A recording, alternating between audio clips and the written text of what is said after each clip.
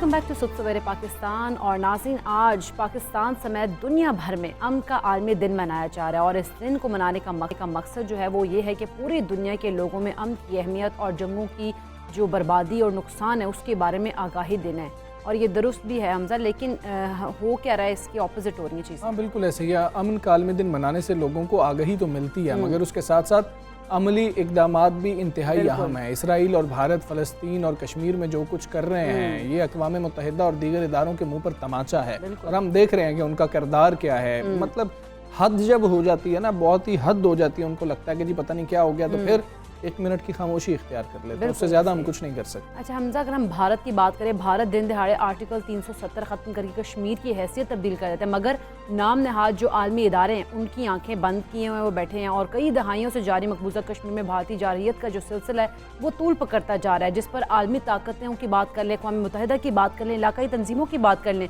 तो हम देखते हैं कि बेहिसी और मफादात की जंग जो है एक सवालिया निशान बन चुकी है। अच्छा, अब हम देखें ना कि अफसोस की बात यह है कि कश्मीर में होने वाले मज़ालिम ह्यूमन राइट्स वॉच और एमनेस्टी इंटरनेशनल को भी नज़र नहीं आ रहे होते हैं। मतलब अमन का दिन ज़रूर मनाना चाहिए, मगर हकीकत यही है कि आलमी इदारों की बेहिसी ने अमन को एक ख्वाब बना दिया और दुनिया में पायदार अमन के लिए आलमी इदारों को दोहरा मयार भी अब ख़त्म करना होगा। खैर, हम बात करेंगे, पाकिस्तान से बड़ा अमन का दाई है। पाकिस्तान ही हमेशा बात करता रहा कि हर मामला डायलॉग के ज़रिए हल हो सकता है, तो डायलॉग के ज़रिए उसको हल करना चाहिए। अफगानिस्तान का मामला हो, कश्मीर का मामला हो, पाकिस्तान हमेशा जो है अपनी सर्विसेज देने की बात करता है, हाथ बढ़ाता है, पाकिस्तान सबसे पहले आगे आ रहा होता है। तो फिर पाकिस्तान जानता है कि अमन क्या होता है और पाकिस्तान अमन की अहमियत को भी जानता है, इसीलिए हम बात भी करेंगे। Lieutenant general retired Naeem Khalid Lodhi साहब हमारे साथ मौजूद हैं। जनरल साहब अस्सलाम वालेकुम, गुड मॉर्निंग। जनरल साहब, अगर हम देखें कि हम अमन की ख्वाहिश लिए बैठे हैं, लेकिन साथ ही जब खबर हमें मिलती है कि फ़लाँ मुल्क ने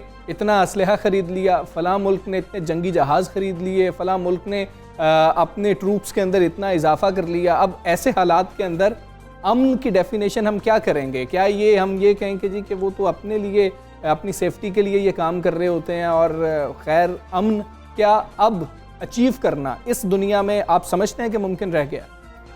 जी बहुत शुक्रिया। पहले तो हम ये देख लें कि अमन का सबसे बड़ा दुश्मन है कौन, या क्या मुहर्रिकात हैं। मेरा ख्याल है कि नाइंसाफ़ी जो है, चाहे वो माशरती हो या मुआशी हो या सियासी हो, और चाहे वो इंटरनल मामलात हों किसी मुल्क के या इंटरनेशनल मामलात हो, ये 3 चीज़ें जो मैंने गिनवाई हैं ये हैं अमन की दुश्मन। और उसमें होता ये है कि अभी देखें, एक ऐसा निज़ाम तरतीब दे दिया गया दुनिया में जिसमें कुछ मुल्कों की इजारादारी कायम होगी और वो जो चाहें करते हैं। ये जब यूएन की सिक्योरिटी काउंसिल उनकी बात मानती है, यूएन के बाकी इदारे उनकी बात मानते हैं, IMF उनकी बात मानते हैं, FATF उनकी बात मानते हैं, तो उससे फिर एक लॉपसाइडेड एक नाहमवारी पैदा हो गई है और बैलेंस जो है वो ख़राब हो गया। तो एक तो ये, दूसरा ये कि जो बड़े ममालिक हैं वो एक्सप्लॉयटेशन, वो तमाम रिसोर्सेज जो दुनिया की हैं उनको अपने मुल्क में लाना चाहते हैं, उनको सस्ता सा सस्ता कोई काम करना चाहते हैं, वहाँ के कुछ लोगों को अपने साथ मिलाकर अवाम को एक्सप्लॉयट करते हैं। तो ये वजूहात है, लेकिन ये मेरा ख्याल जब से इंसान पैदा हुआ है ये अमन और जंग का साथ चलता रहा है, कभी भी ऐसा नहीं हुआ कि मुकम्मल तौर पे अमन हो। लेकिन एक दो सबक इसमें ज़रूर हैं। एक तो ये कि अगर आप अमन चाहते हैं तो आपको अपनी अंदर ताकत पैदा करनी पड़ेगी, वरना ये अमन जो है इसको हासिल करना मुमकिन नहीं है। कमज़ोर लोग कभी अमन में नहीं रह सकते।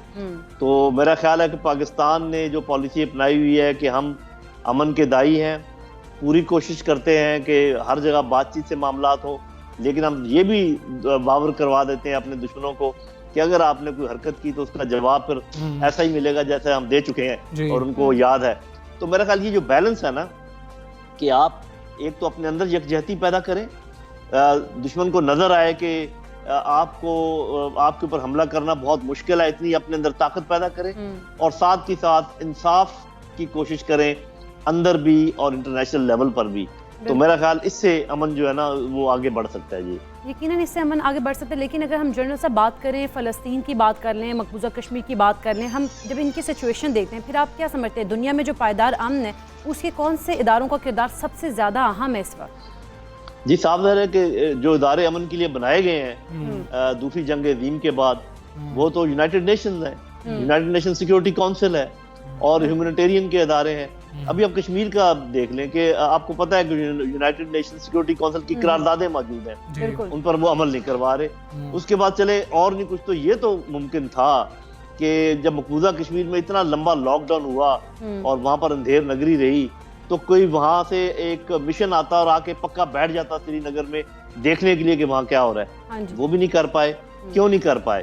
اس لیے کہ امریکہ اور ہندوستان کے بڑے گہرے روابط ہیں، اسٹریٹجک روابط، انہوں نے آپس میں معاہدے کیے ہوئے ہیں. تو اس سے بدامنی پیدا ہوتی ہے جب لوگ یہ سمجھتے ہیں کہ ہمیں انصاف نہیں مل رہا، ہمیں ہمارا حق نہیں مل رہا، تو پھر وہ بامر مجبوری ہتھیار اٹھاتے ہیں، تو بدامنی پیدا ہوتی ہے. لیکن یہ کہ اس کے علاوہ ابھی آپ دیکھیں کہ افغانستان کے اوپر بیرونی فوجوں نے آ کے قبضہ کر لیا. چلے ایک مقصد کے لیے آئے تھے جو 2 سال میں حل ہو گیا تھا القاعدہ والا، اس کے بعد واپس چلے جاتے. انہوں نے یہاں مستقل رہنے کا فیصلہ کیا. پھر افغانوں کو کیا، ان کے پاس کیا آپشن تھی سوائے اس کے کہ جو کچھ آپ کے سامنے ہوا. اب اسی سے انسپائر ہو کر مجھے لگتا ہے کشمیری بھی سوچیں گے کہ اگر ایک سپر طاقت کو گھر کا راستہ دکھایا جا سکتا ہے تو یہ ہندوستان کس کھیت کی مولی ہے. جی ٹھیک ہے جن صاحب، جب ہمیں نئے بلاکس بنتے ہوئے نظر آ رہے ہیں، بلکہ بلاکس بن گئے ہیں، ہم واضح طور پر دیکھ سکتے ہیں، ایسے میں دنیا کے امن کو کتنا خطرہ ہے جو اس وقت آپ حالات دیکھ رہے ہیں؟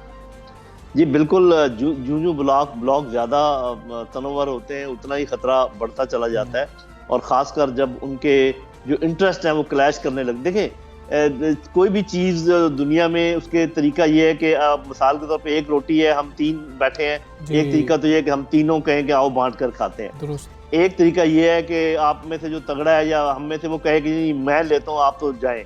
تو یہ جو جب تک یہ طریقہ آپ دیکھیں، چائنا کا اثر رسوخ بڑھ رہا ہے فائنینشلی اکنامکلی، لیکن وہ میرا خیال ہے ابھی تک نہ اس نے کسی ملک میں کوئی دخل اندازی کی ہے، نہ کسی ملک میں فوجیں اتاری ہیں، نہ کسی ملک کا نظام چینج کرنے کی کوشش کی ہے. حالانکہ ان کا اپنا ایک منفرد نظام ہے. جیسے ویسٹ اتنا شور مچاتا ہے کہ یہ ہر جگہ ڈیموکریسی لے کر آئیں گے، چائنا بھی کہہ سکتا ہے کہ ہم ہر جگہ اپنا نظام لے کر آئیں گے. کبھی نہیں انہوں نے بات کی. لیکن یہاں پر دوسری طرف رویہ یہ ہے کہ نہیں جی، کیپٹلزم جو ہے صحیح نظام ہے، اس کو نافذ ہونا چاہیے، ہماری جمہوریت جو ہے یہ صحیح نظام ہے، اس کو نافذ ہونا چاہیے. تو یہ زبردستی والے کام ہیں، یہ کام خراب کر. ابھی پاکستان کی مثال لیں کہ ہم بیلنس آؤٹ کرنے کی کوشش کر رہے ہیں پوری، کہ نہ امریکہ ناراض ہو نہ چین ناراض ہو. لیکن ہو کیا رہا ہے؟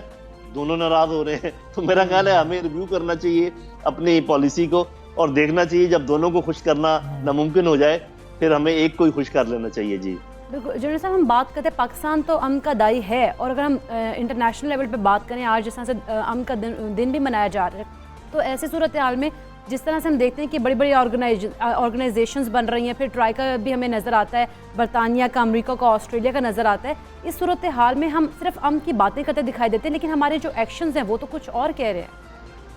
جی دیکھیں، بالکل آپ صحیح کہہ رہی ہیں کہ انہوں نے کوارڈ بھی بنایا، انہوں نے ابھی یہ آکس بنایا جس میں آسٹریلیا، UK اور یہ US شامل ہیں، اور پھر یہ وہ امن کی بات بھی کر رہے ہیں. تو یہ اسی چیز کو دیکھنے کی ضرورت ہے کہ صرف آپ کو لوگوں کی باتوں پر نہیں جانا. ان کے وہ کہتے ہیں نا کہ آپ کا ایمان وہ نہیں ہے جو آپ کہتے ہیں، آپ کا ایمان وہ ہے جو آپ کرتے ہیں. تو جو وہ کر رہے ہیں اس کے پیش نظر ہمیں اور جتنے بھی درمیانے اور چھوٹے ملک ہیں ان کو اپنے حفاظت کے انتظامات کرنے چاہیے.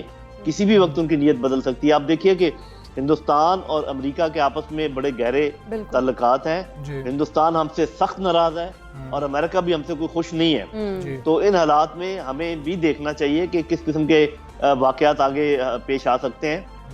اللہ تعالیٰ کے فضل و کرم سے ہم نے تیاری اپنی پوری کی ہوئی ہے، لیکن جب کوئی بڑا بلاک آپ کے خلاف بن جائے تو پھر آپ کو بھی اور ملکوں کو ساتھ ملانا پڑتا ہے. اس کے لیے ہم کچھ نہ کچھ کریں گے انشاءاللہ. بالکل ٹھیک ہے جنرل صاحب، بہت شکریہ آپ کا. سب سویرے پاکستان بات کر رہے تھے، امن کا عالمی دن آج منایا جا رہا ہے، اور امن کی بات کریں یہ تو ہم بات کر رہے ہیں مطلب کہ عالمی سطح پر امن کی. اگر ہم بات کریں انصاف کی، امن کی بات کر رہے ہوں، ہم بات کر رہے ہوں کہ کسی کا حق نہ مارا جائے، تو اب یہ ہم عام طور پہ یوز کرتے ہیں کہ جی کہ اس کو بہت امن ہے، وہ بڑا نہ راضی ہے، بڑا خوش ہے. تو کم از کم آپ اپنی زندگیوں کے اندر بھی کوشش کیجئے کہ آپ بھی لوگوں کے ساتھ زیادتی نہ کر رہے ہوں. ہم ناانصافی نہ بیرونی کریں. طاقتوں کو تو دیکھتے ہیں ہم زیادتی کرتے ہوئے, لیکن ہم اپنے آپ کو جو ہم چھوٹے لیول پر کر رہے ہوتے ہیں نا وہ ہمیں نظر نہیں آ رہا. ہم یہیں سے ویسے حمزہ دیکھا جائے تو یہ بیس یہی ہوتی ہے نا, چھوٹے لیول سے سٹارٹ ہوتے ہوتے پھر یہ انٹرنیشنل لیول تک بھی پہنچ جاتی ہیں باتیں. خیر ناظرین, ہم اب آگے بڑھیں گے, بات کریں گے اسٹیٹ بینک آف پاکستان کی, جس نے کہ مانیٹری پالیسی کا جو ہے نئی کا اعلان کر دیا ہے. 15 ماہ بعد پالیسی ریٹ 25 بیس پوائنٹس اضافے کے بعد اب 7.25% کر دیا گیا ہے. ہاں جی, اور اسٹیٹ بینک کی جانب سے جاری اعلامیے کے مطابق زرعی پالیسی کمیٹی نے محسوس کیا ہے کہ معاشی بحالی کی رفتار جو ہے وہ توقع سے زیادہ بڑھ چکی ہے, اور اجناس کی بین الاقوامی قیمتوں کے ساتھ ہی ملکی طلب کی بھرپور بحالی کی وجہ سے درآمدات اور کرنٹ اکاؤنٹ خسارے میں اضافہ ہو رہا ہے. بالکل. اچھا, کمیٹی نے یہ بتایا کہ مہنگائی کا جو اندیا ہے وہ انہوں نے دیا, اور انہوں نے کہا ہے کہ مہنگی جو درآمدات ہیں اور اس کی طلب جو ہے اس میں اضافے کے باعث مالی سال میں مہنگائی میں مزید اضافہ ہو سکتا ہے. اگر پاکستان تحریک انصاف کی بات کریں تو انہوں نے کہا کہ پاکستان تحریک انصاف نے جب حکومت سنبھالی تھی تو شرح سود 6.5% پر تھی, جو کہ بتدریج اضافے سے 13.25 تک پہنچ گئی تھی. اور ماہرین معاشیات کے مطابق پاکستان میں شرح سود میں اضافے سے معاشی سرگرمی میں مزید کمی اور اندرونی اور بیرونی قرضوں میں اضافہ ہوگا. اس پالیسی سے چھوٹے اور درمیانے سطح کے جو کاروبار ہیں وہ سب سے زیادہ متاثر ہوں گے, کیونکہ بڑھتی ہوئی شرح سود کے باعث ان کے لیے ادھار لینا بھی مشکل ہو جائے گا. بالکل. اب یہ صورتحال ہے, ہم اس پر بات کریں گے. Karachi chamber of commerce and industry صدر شارق بورا صاحب ہمارے ساتھ موجود ہیں. السلام علیکم, گڈ مارننگ. شارق بورا صاحب, شرح سود میں اب جب اضافے پر کیا گیا اور جو نئی پالیسی آئی, آپ سمجھتے ہیں کہ کاروبار پر اس سے فرق پڑے گا؟ Good morning.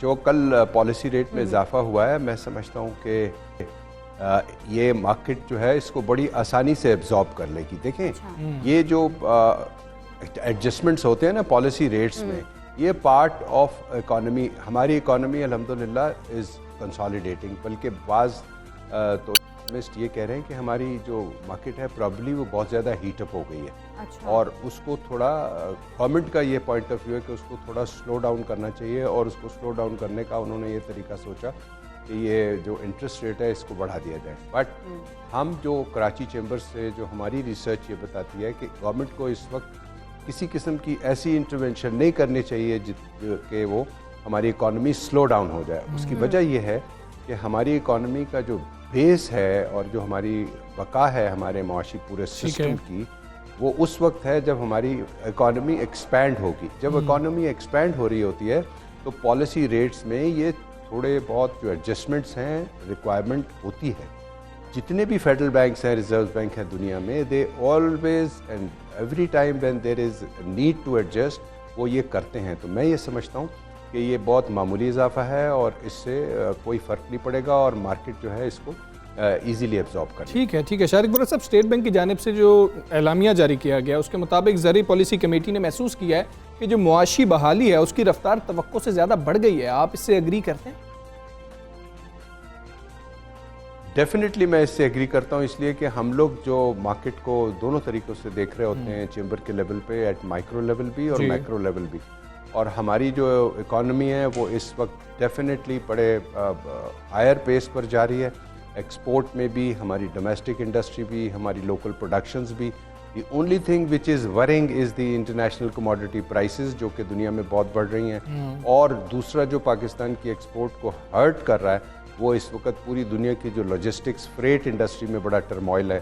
اس کی وجہ سے پاکستان کی جو بیرون ممالک ایکسپورٹس ہیں اس میں جو فریٹ کے مد میں بہت زیادہ ایکسپینس دینا پڑ رہا ہے. اس کی وجہ سے جو ہماری انڈسٹری ہے اس کے جو پروفٹس ہیں وہ کم ہو رہے ہیں. نمبر 2, جو لیکوڈیٹی کرنچ ہے وہ اس وقت بہت زیادہ ہے, اور اس کی وجہ یہ ہے کہ انٹرنیشنل کموڈٹی پرائسز ہیں. آئل کی آپ دیکھ لیجئے, اسٹیل کی دیکھ لیں, ویٹ کی دیکھ لیں, کاٹن کی دیکھ لیں, پوری دنیا میں اس وقت ہائیسٹ پرائسز ہیں. بٹ پاکستان میں اس سمجھتا ہوں کہ اس وقت جو ہماری انڈسٹری, ہمارا سروس سیکٹر اور ہماری ایکسپورٹس اور جو ہماری انڈسٹری ہے وہ اپنی پوری کیپیسٹی پہ چل رہی ہے. تو اسٹیٹ بینک کا یہ ویو انہوں نے ٹھیک لیا ہے کہ اس وقت ہماری مارکیٹ جو ہے وہ بہت ہائی پیس پر ہے, اور شاید اسی وجہ سے انہوں نے یہ 0.25 BPS جو ہے اس کو ایڈجسٹ کیا ہے. بٹ پوائنٹ یہ ہے کہ کیا یہ سسٹینیبل گروتھ رہے گی, اس کے لیے کوشچن مارک ڈیفینیٹلی ہے. اور وہ کوشچن مارک یہ ہے کہ ہمارے ہاں انڈسٹریل بیس جو ہے وہ بڑا نیرو ہے. اس کو فوری طور پر ہم کو کوشش کرنی ہوگی کہ اس کو بڑھائیں تاکہ پھر آئندہ آنے والے وقتوں میں پالیسی ریٹ میں کوئی بڑا چینج نہ کرنا پڑے. اور وہ آپ نے جو اپنا انیشیل جی بالکل وورا صاحب، اگر ہم انٹرسٹ ریٹ کی بات کریں جس طرح سے آپ نے بات کی کہ انٹرسٹ ریٹ جو ہے وہ بڑا ہے، اسے چھوٹے کاروباری جو طبقہ ہے اس پہ بھی فرق پڑے گا؟ ایک تو میں آپ کو بتاؤں کہ دس از ٹوٹلی اے مسکنسیپشن کہ پاکستان میں چھوٹا کاروباری طبقہ جو ہے اس کو کوئی بینک یا کوئی اسٹیٹ بینک اس کے لیے کچھ کرتا ہے. پاکستان میں ایس ایم ایز نہ کوئی بہت بڑا فائنانس گورنمنٹ نے دیا کبھی، نہ اب دیا، اور وہ لوگ اپنے ہی پیسوں سے کاروبار کرتے ہیں. تو جو چھوٹا تاجر ہے، چھوٹا دکاندار ہے، چھوٹا صنعت کار ہے، وہ تو کبھی بینیفیشری رہا ہی نہیں اسٹیٹ بینک کی جو فائنینسنگ اسکیم ہے. دس از ویری انفارچونیٹ، بٹ اس کا پالیسی ریٹ بڑھانے سے گھٹانے سے اس چھوٹے کاروباری طبقے پر کوئی فرق نہیں پڑتا. ہاں، جب اسٹیٹ بینک کی کوئی ایسی اسکیمز جو کہ اسمال میڈیم انٹرپرائزز کو فائنینسنگ شروع کر دیں گی اور وہ لوگ بورور ہو جائیں گے تو ڈیفینیٹلی ان کو فرق پڑے گا پالیسی ریٹ میں چینجز آنے سے. But at present I think چھوٹے کاروباری طبقے پہ کوئی فرق نہیں پڑے گا. It's a misconception. ٹھیک ہے ورا صاحب، انفارچونیٹلی پھر جو چھوٹے تاجر ہیں یا درمیانی سطح پر جو کاروبار ہو رہے ہیں وہ لوگ یہ اعتراض درست کر رہے ہوتے ہیں کہ حکومت کی شاید ساری پالیسیز جو ہوتی ہیں وہ بڑے بزنس مین کے لیے ہوتی ہیں، بڑے تاجروں کے لیے ہوتی ہیں، ہمیں تو کوئی فائدہ نہیں ہو رہا ہوتا اس سے. کیا پھر یہ بات درست ہے؟ یہ بالکل 100% درست ہے، اور پاکستان کی اکانومی کے سینیریو میں تو it's more then a truth کہ یہاں پر جو ہمارا اکانومی گرو نہیں کر پاتی یا تھوڑی سی بڑھتی ہے 1-2 سال اور پھر کریش ہو جاتی ہے. اس کی وجہ یہی ہے کہ ہمارے یہاں جو فائنینسنگ ہے وہ اسمال میڈیم انٹرپرائزز کو نہیں دی جاتی. اور یہ غلطی یہ حکومت بھی کر رہی ہے، اس سے پہلے والوں نے بھی یہی غلطی کی. And I don't know for how long this mistake we will continue to make. اس لیے کہ جو ہماری پالیسی میکنگ میں ایکچولی فلا ہے، اور وہ اس لیے فلا ہے کہ ہمارے یہاں کوئی لانگ ٹرم پالیسی بنی نہیں، نہ امپورٹ کی بنی، نہ ایکسپورٹ کی بنی، نہ انڈسٹری کی بنی.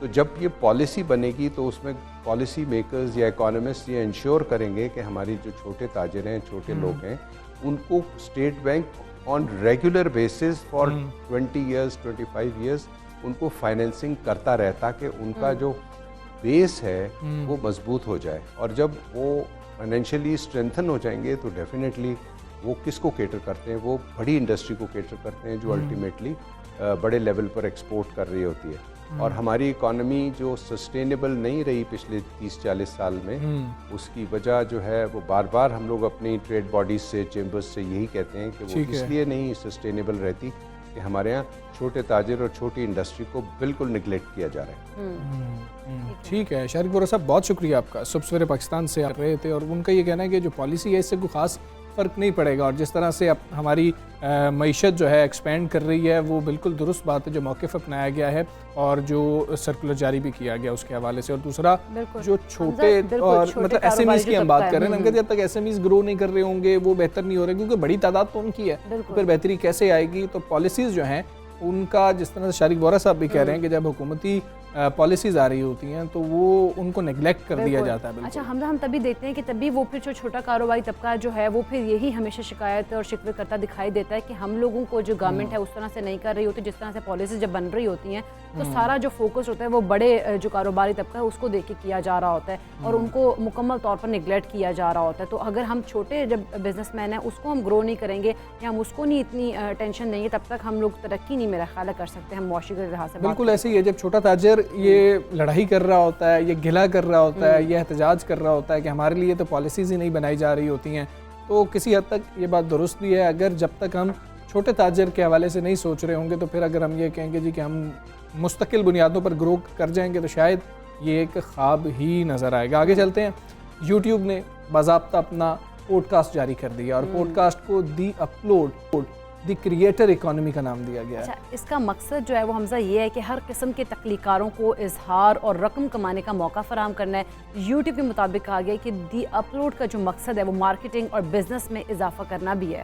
اچھا، اب ہر بدھ کو اس کی ایک قسط بھی نشر ہوگی اور پہلی قسط 22 ستمبر کو آن ایئر کی جائے گی. اور دیکھیں ویسے بھی یوٹیوب کے حوالے سے ہم دیکھیں کہ جو اچھا کانٹینٹ لوگ بنا رہے ہیں وہ کافی اچھی رقم بھی ہمیں وہاں سے کماتے ہوئے نظر آ رہے ہیں. اور اب یہ جو کریٹرز ہوں گے اور ان کا نام دیا گیا, خیر اب کئی چیزیں ہیں. اب تو یوٹیوب نے خاصی آسانی بھی کر دی ہے آپ لوگوں کے لیے کہ اگر آپ یوٹیوب کے اوپر کچھ ایسا سوچتے ہیں کہ جس سے سوسائٹی کو کوئی فائدہ ہوگا, کمیونٹی کو کوئی فائدہ ہوگا, تو آپ ویسی ویڈیوز اگر اپلوڈ کرتے ہیں تو پھر آپ کو کمانے کی چیزیں کمانے کے لیے جو ہے مواقع مل رہے ہوتے ہیں. لیکن ہم جو یوٹیوب کا استعمال کر رہے ہیں وہ اتنا غلط ہے, اس کے اوپر کوئی ریگولیشنز نہیں ہے, جس کے دل میں جو آتا ہے وہ بات کر لیتا ہے. ابھی پچھلے دنوں 3 دن پہلے کی بات ہے کہ وہ یوٹیوب پر ایک ویڈیو بہت زیادہ ٹرینڈ کر رہی تھی, اور وہ ویڈیو تھی کہ نیوزی لینڈ کی ٹیم کا طیارہ واپس جاتے ہوئے تباہ ہو گیا. یہ آپ دیکھیں کہ کس طرح کی باتیں کی جاتی ہیں. لیکن حمزہ یوٹیوب کی جس طرح کی پالیسی ہے اس کے اوپر بھی ہم لوگوں کو کامنٹ کرنا بڑا ضروری ہے, کیونکہ وہ جو ہے ان کی پالیسی اس لحاظ سے بہتر ہے کہ وہ اگر اس طرح کانٹینٹ بار بار آ رہا ہو